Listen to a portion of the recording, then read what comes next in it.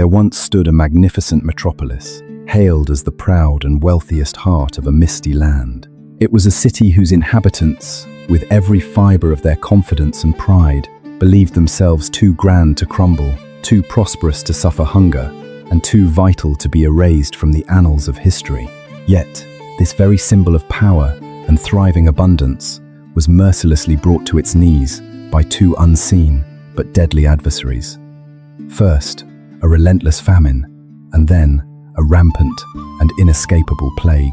Tens of thousands of lives vanished without a trace. Streets that once teemed with buyers, sellers, and boisterous cries sank into an eerie, suffocating silence.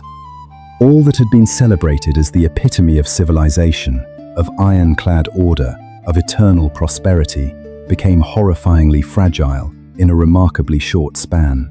And what makes this not merely a tragedy of London, but a resonant warning echoing through all generations and across time, is this: no society, however strong, has the right to disregard the subtle signs of decay accumulating quietly, gnawing at its very foundations from beneath. It is a historical truth that can startle anyone into profound reflection. In the glorious zenith of its medieval power, London was far more than simply England's richest city. It was a colossal urban engine, a vibrant hub of power and commerce that operated with an intense, relentless rhythm, seemingly unassailable by any force. This pulsating vitality bred an easy illusion of invincibility. Yet, within just a few short decades, this very place, once the kingdom's supreme pride, was pushed back, brought to its knees by two successive, fatal blows: a horrific famine, followed by a wave of deadly plague. The most sobering aspect is not how magnificent London once was, but rather how swiftly such a powerful city could collapse, simply because its people had begun to believe that the prosperity they enjoyed was an inherent given, an eternal privilege, requiring no diligent preservation or protection. In the year 1300, London stood at the resplendent peak of its medieval era, a precious jewel nestled in the heart of Europe. Approximately 100,000 residents jostled for space within and around its ancient Roman walls, making London a true super-metropolis, many times larger than any other settlement in England at that time. This was not just a city, it was the vigorously pulsating commercial heart of the entire kingdom, a place where a ceaseless flow of goods and wealth poured in. Along the winding River Thames, merchant ships from distant Venice, opulent Florence, and the bustling Hanseatic League cities queued up in a continuous stream. The venerable St. Paul's Cathedral soared nearly 500 feet into the sky, a monumental beacon of ambition, of absolute power, and of an unshakable belief that London was born to stand above all others, to rule and to lead.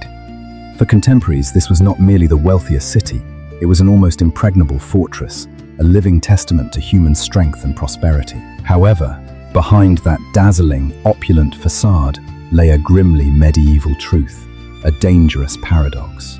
London was wealthy, but far from clean, densely crowded to the point of suffocation, yet profoundly fragile.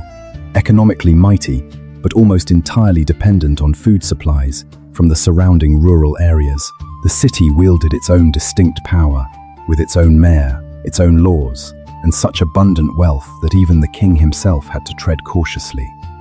While Westminster Palace held supreme political authority, London controlled the commercial lifeblood, dictating the flow of the economy. One side enacted laws, the other operated the nation's economic engine. These two worlds coexisted, nurturing and developing each other, but it was precisely this interdependence that inadvertently created a perilous illusion that this delicate, finely balanced system would continue to operate indefinitely, impervious to change or collapse. Imagine, if you will, stepping into London during that period. Your first encounter would likely be London Bridge, a monumental architectural marvel completed in 1209. But it was far more than a mere crossing. It resembled an entire bustling neighborhood, suspended precariously over the swirling waters of the Thames. On either side, approximately 140 houses and shops, 4, 5, or even 6 stories high, were densely packed together. It is estimated that some 500 people lived permanently right on the bridge itself. The roadway in the middle was so narrow that freight wagons, livestock, and pedestrians had to jostle for space in a tunnel-like environment, filled with the cacophony and distinct smells of vibrant life. Many houses boldly extended rooms over the opposite side, causing pedestrians below to sometimes forget they were on a bridge, instead feeling as if they were navigating the city's cramped alleyways. Beneath their feet, the River Thames served simultaneously as a vital trade artery, the urban waste disposal system, and, tragically, the main source of drinking water. This single detail alone suffices to illustrate how grand, yet terrifyingly reckless, medieval urban civilization truly was. Inside the city, the street network was even narrower, with timber houses crammed so close that their upper floors almost touched the eaves of the dwellings opposite. Many alleys were so confined that people in opposing windows could reach out to exchange items or converse. Ground floors typically housed noisy shops or workshops. The upper floors served as family living quarters, and even higher up, in cramped and Spartan conditions, were the sleeping quarters of apprentices. Everything felt stifling, hot, highly flammable, and permeated by a noxious cocktail of odors. Dirty wastewater from daily life was simply flung from windows into the streets, mingling with human waste. Open sewers ran alongside the thoroughfares, carrying blood and entrails from butcheries, dyes from workshops, household refuse, and human excrement, all merging into a foul, putrid current. Pigs roamed freely through the streets, rooting through rubbish and adding to the chaotic scene. By summer, the stench was almost unbearable, hanging heavy in every nook and cranny. This was the daily reality for 90% of London's population, living in appallingly unsanitary conditions. The wealthy, by contrast, enjoyed sturdy stone houses, elegant glass windows, private gardens for relaxation, and a retinue of servants to clear their refuse. The poor, with their patched shoes and threadbare clothing, bore the marks of their low status etched onto their very bodies, in every wrinkle and callus. The class divide needed no verbal articulation. It was starkly evident on every street, every face, every gesture. Then, in the fateful year 1315, the skies above London began to weep, but this was no fleeting English shower one could shrug off and forget. These were incessant, unrelenting rains that persisted day after day, week after week, then morphing into month after month, as if the heavens themselves were unleashing their full wrath.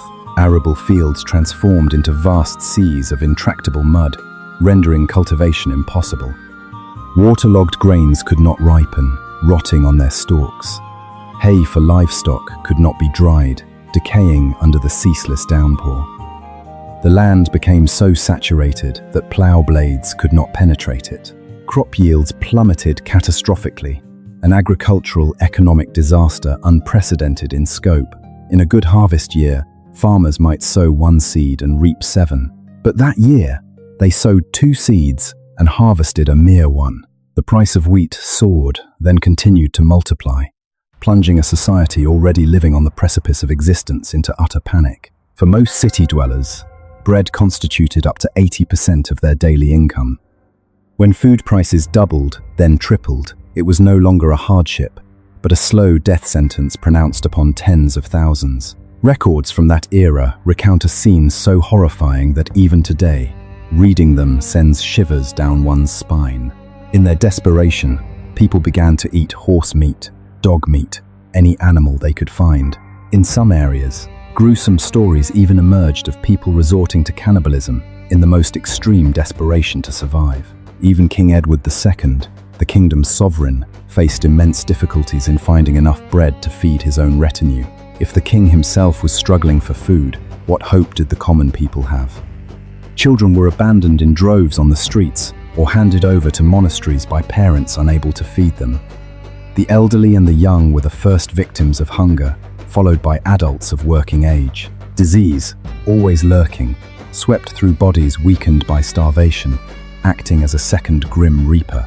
Furthermore, outbreaks of plague decimated livestock, with cattle and sheep dying en masse, eliminating not only sources of meat, but also milk, leather, and wool, the very foundations of medieval life. The streets of London became overrun with emaciated beggars, desperate thieves, and individuals pushed to the brink of utter dehumanization. all for a few scraps of leftover food to sustain their breath. It was not until the summer of 1317 that the harsh weather gradually stabilized, granting England a temporary reprieve. But the damage inflicted by the Great Famine was etched deep into the very fabric of society, leaving indelible scars. A significant portion of England's urban population had either died or migrated in despair. It would take many years for food supplies to recover to normal levels. London had survived, but it was the survival of a body that had endured a massive hemorrhage. Weak and filled with dread, the city was severely wounded, and more terrifyingly, its inhabitants had no idea that a far more horrific nightmare was quietly awaiting them in the future. In 1348, an invisible and brutal enemy silently crept in from England's south coast, the Black Death. It arrived without fanfare, without declaration of war, needing no invading army. Its only weapons were hidden rats, tiny disease-carrying fleas, and deadly plague bacteria. When the plague reached London that fateful autumn, the city was no longer the vibrant, flourishing metropolis of 1,300. Its population had dwindled to around 70,000, still not fully recovered from the famine's devastation. Nevertheless, the population density remained high, the city cramped, and sanitation conditions were so appalling they were almost perfect for a catastrophe to erupt, like a tinderbox awaiting a spark. The symptoms of the plague were like something from the most horrifying nightmare. Patients would begin to suffer cold sweats, violent vomiting, high fevers leading to delirium, and intermittent shivering fits. Then, hideous black swellings, filled with pus, buboes, would appear in the groin, armpits, and neck, sometimes as large as apples. The skin would bruise, turning a dark, mottled color, as if death itself was slowly rising from beneath the flesh, gradually consuming life. Many died within just a few days of the first symptoms appearing. When the disease progressed to its pneumonic form, its airborne transmissibility made it more terrifying than ever. Merely breathing near an infected person could spell the end of a life. No one, from doctors to clergy, could truly comprehend what was happening. People desperately tried every conceivable method: bloodletting, induced vomiting, fervent prayers, penitential processions through the streets, even fleeing to the countryside. But the more they ran, the faster the disease spread. The more they gathered to beg for divine forgiveness, the higher the risk of infection became. In that ultimate helplessness, people often did what history has shown to be most familiar.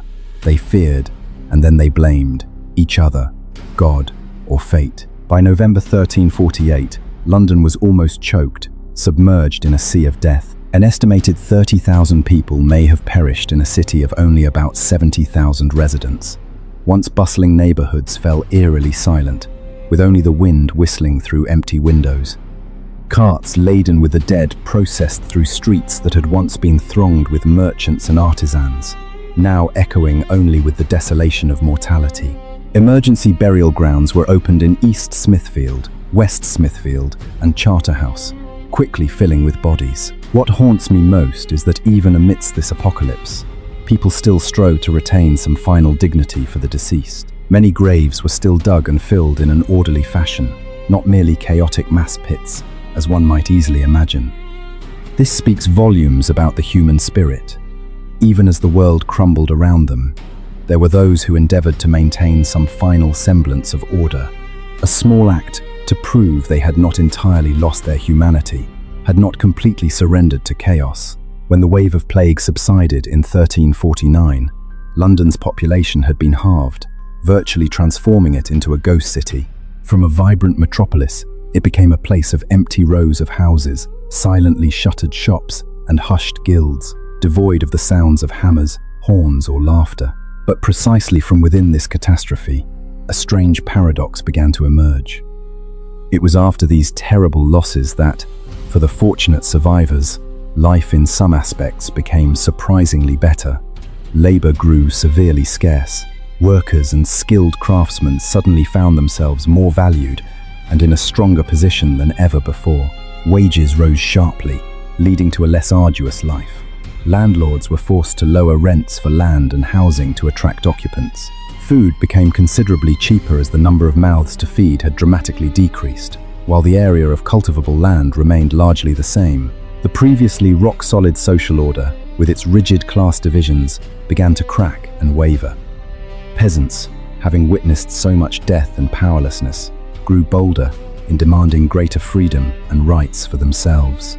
The absolute authority of the church was also severely weakened when fervent prayers proved utterly incapable of preventing death from sweeping through the faithful. The entire old world, where each person was born into a fixed, immutable position, began to shake at its very roots. Then, just a few decades after the disaster, in 1381, an unprecedented peasants' revolt erupted, carrying with it an idea extremely dangerous to the ruling classes of the time, that common people also had the right to demand their rights, to demand a voice for themselves. The revolt was ultimately suppressed, its leader Wat Tyler killed. But the idea of equality and the right to speak out did not die. It had been sown as a seed in the hearts of the people, awaiting its day to flourish. And here, perhaps, lies the greatest lesson of this entire tragic story. Sometimes, terrible shocks and the greatest disasters do not merely devastate a society, but compel it to change, to transform more rapidly than hundreds of normal years combined, shattering old shackles to forge a new path forward. London was indeed rebuilt, but it was no longer the old London. Newcomers from the rural areas poured into the city, filling empty houses. Markets reopened, bustling with the cries of vendors. Merchant ships returned to the Thames, bringing with them life and hope. But the city that emerged from the period between 1315 and 1350 was not its former self. It was smaller in population, more traumatized in spirit, yet also more flexible, opening up more opportunities for the survivors, and less willing to submit to old beliefs and social prejudices that had been profoundly shaken. Its population would take a very long time to return to previous levels, but London's urban spirit did not die. It had learned to endure the most brutal blows, learned to adapt to new circumstances, and ultimately, it continued to rise powerfully once more. I believe what makes this story of medieval London worthy of reflection for future generations lies not in the dry statistics of death, but in the dangerous illusion that any era can easily fall prey to. When everything is developing and prospering, people are very apt to believe they have controlled the future, that they hold destiny in their grasp. A densely populated, wealthy city, thriving commerce, massive architectural feats, powerful authority. All these things easily lead people to assume that their foundations are solid enough that nothing can shake them. But London's painful history reminds us very clearly, civilization, no matter how brilliant, is never immune to collapse. All it takes is for essential food supply chains to break down. All it takes is for living environments to become severely unsanitary. All it takes is for a new, invisible, yet deadly pathogen to infiltrate a crowded metropolis. All that seemed certain and enduring can crumble very quickly and unexpectedly. Therefore, if one were to distill a gentle yet profound reminder for today, it would perhaps be this: never be arrogant about the conveniences you currently enjoy. Do not take modern infrastructure, advanced healthcare systems, abundant food supplies, guaranteed public sanitation, or a safe social order for granted as things that exist naturally. Many generations before us paid the price with famine, with disease, with tens of thousands of lives, so that people in the future would understand that a city, a society, is truly strong only when it knows how to protect its weakest and most vulnerable members during a crisis. Medieval London was once too brilliant, too mighty, for its people to believe it could fall. But it did fall, and precisely because it fell, it bequeathed to posterity a lesson that must not be overlooked, an eternal legacy of caution and humility. But perhaps the greatest value of this story lies in an insight even more profound than the fear of collapse itself. Beyond all the painful losses, what remains is not merely the city walls, streets, or markets rebuilt from the rubble, but a deep human recognition of our own inherent limitations. A society truly matures only after it understands that strength is not about never falling, but about how resiliently it rises after having witnessed firsthand the exorbitant cost of complacency and self-satisfaction.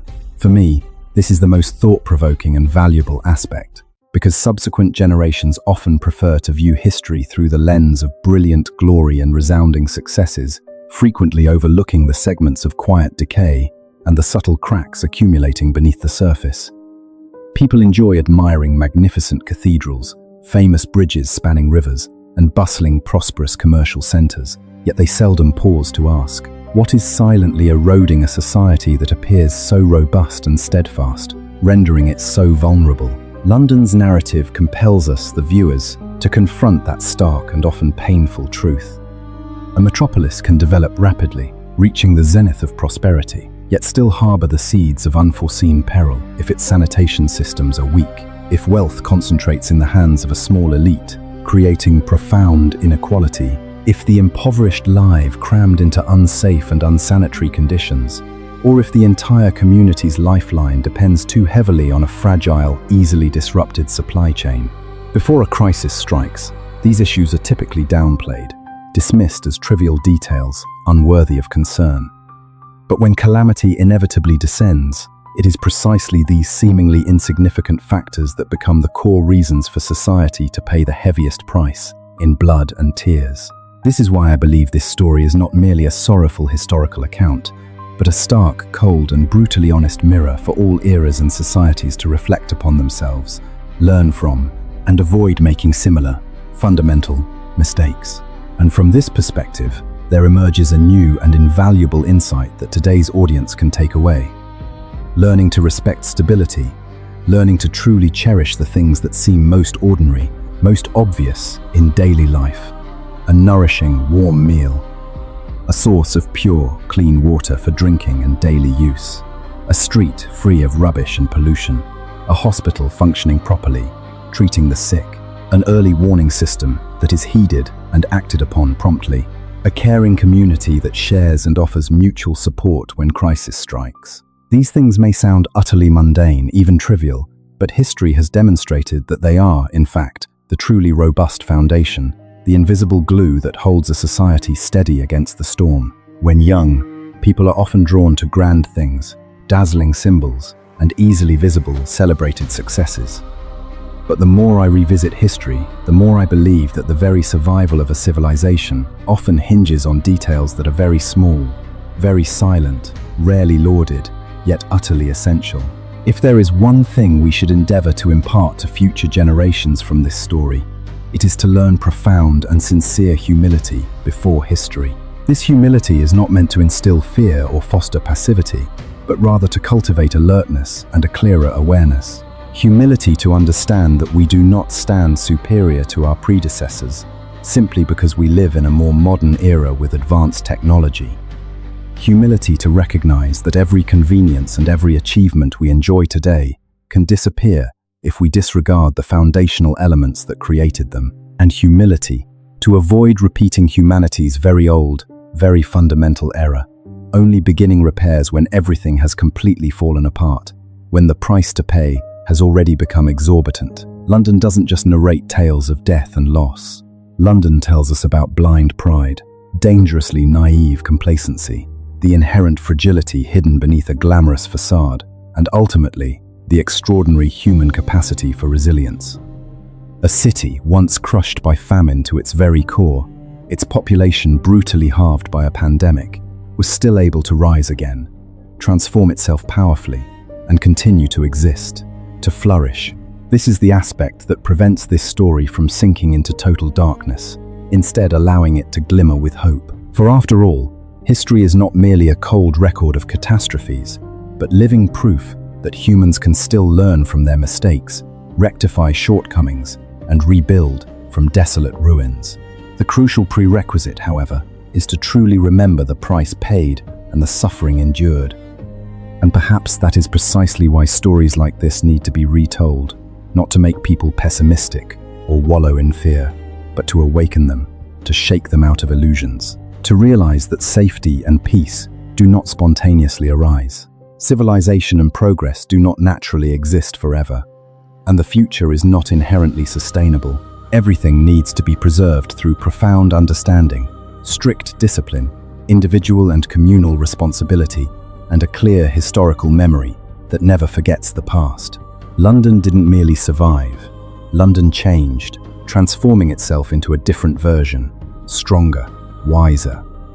And sometimes, that very transformation is the greatest victory a city can achieve, and indeed, the most costly and precious lesson for all generations of humanity thereafter. If you've read this far, you might also feel that history is never a stale relic, a pile of ashes from the past. It is always a vivid reminder, a clarion call for the present. And if this story has made you reflect differently, even slightly, about stability, about the society we are building, or about how a civilization can collapse and rise from the ashes, then please stay for the next stories. Because sometimes, a deep understanding of a past tragedy is the clearest, most certain way to protect your own future and that of future generations.